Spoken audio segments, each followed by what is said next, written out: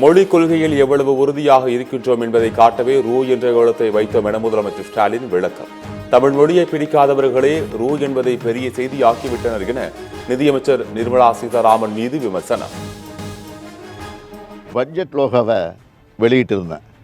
மொழிக் கொள்கையில் நம்ம எந்த அளவுக்கு உறுதியாக இருக்கோம்னு காட்ட அதில் ரூன்னு வச்சுருந்தோம், அவ்வளவுதான். ஆனால் தமிழை பிடிக்காதவங்க அதை பெரிய நியூஸ் ஆக்கிட்டாங்க. ஒன்றிய அரசுக்கிட்ட 100 நாள் வேலை திட்டத்துக்கான சம்பளத்தை தாங்க. சென்னை ராமாபுரத்தில் கைலான் கடைகள் ஏற்பட்ட தீ அடுத்தடுத்த கடைகளில் பரவியதால் பரபரப்பு. குடியிருப்பு பகுதியில் கரும்புகை சொன்னதால் மூச்சு திணறலுடன் வெளியேறிய மக்கள்.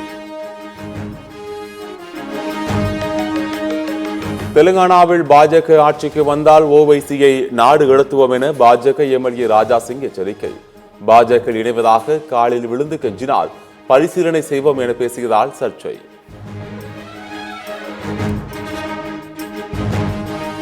எழுத்தாளர் நாரும் பூநாதன் மறைவுக்கு முதலமைச்சர் ஸ்டாலின் இரங்கல். நெல்லை மண்ணின் இலக்கிய முகங்களில் ஒருவர் நாரும் பூநாதன் என புகழாரம். புதுச்சேரி மதுபான ஆலைகளில் 5000 பெண்களுக்கு வேலை என்று கூறுவது ஏமாற்று வேலை. சாராய பாட்டில்களை கழுவுவதுதான் பெண்களின் வேலையா என முன்னாள் முதலமைச்சர் நாராயணசாமி கண்டனம்.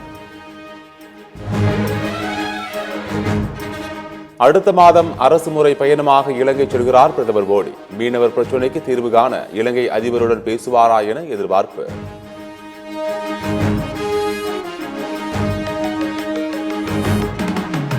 சர்வதேச சுற்றுலா தளம் இருப்பதால் கன்னியாகுமரியில் விமான நிலையம் அமைக்க வேண்டும். மத்திய அரசுக்கு காங்கிரஸ் எம்பி விஜய் வசந்த் வலியுறுத்தல். மதுரை தூத்துக்குடி தேசிய நெடுஞ்சாலையில் விபத்துகளை தவிர்க்க சாலையை பராமரிக்க வேண்டும். மத்திய அமைச்சர் நிதின் கட்கரியை நேரில் சந்தித்து தூத்துக்குடி எம்பி கனிமொழி கோரிக்கை மனு. சர்வதேச விண்வெளி மையத்திற்குள் நுழைந்த டிராகன் குரூ 10 விண்கல குழுவினருக்கு வரவேற்பு. சுனிதா வில்லியம்ஸ் உட்பட 2 மீட்கும் முயற்சிகள் முதல் வெற்றி. அனைவரும் குழுவாக புகைப்படம் எடுத்து மகிழ்ச்சி.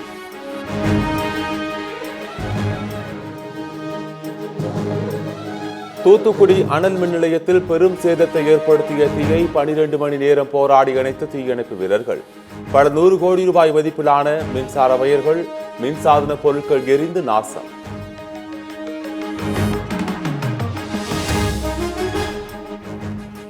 தூத்துக்குடி அனல் மின் நிலையத்தில் மீண்டும் மின் உற்பத்தி தொடங்குவது கடினமான சூழல்.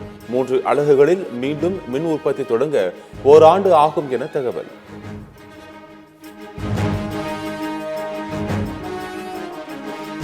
தமிழக அரசின் பட்ஜெட்டிற்கு தேமுதிக பொதுச் செயலாளர் பிரேமலதா பாராட்டு. தொகுதி மறுவரையறைக்கு எதிராக தமிழக அரசுடன் தேமுதிக கைகோர்த்து போராடும் எனவும் பேட்டி.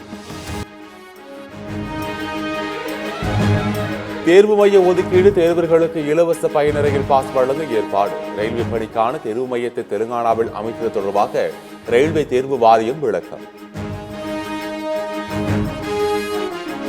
அதிமுக தொண்டர்களின் குரலாக செங்கோட்டையன் ஒலிக்கிறார் என டிடிவி தினகரன் கருத்து. நாகரிகம் அநாகரிகம் பற்றி செங்கோட்டையனுக்கு யாரும் சொல்லிக் கொடுக்க வேண்டியதில்லை என பேட்டி.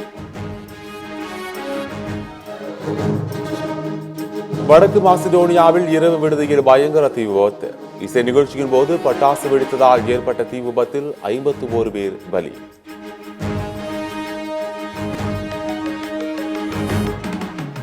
நாங்கள் பிரிந்து வாழ்ந்தாலும் கணவன் மனைவி பந்தத்தில் இருக்கிறோம்.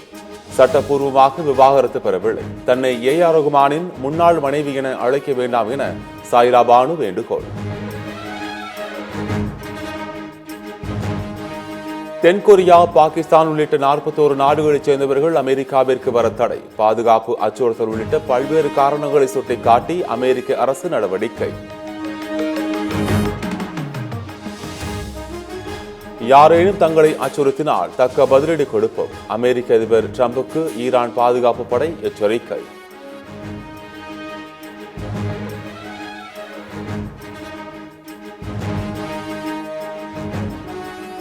அமெரிக்காவின் மிசோரி, அலபாமா உள்ளிட்ட தென் மாகாணங்களை தாக்கிய சூறாவளி.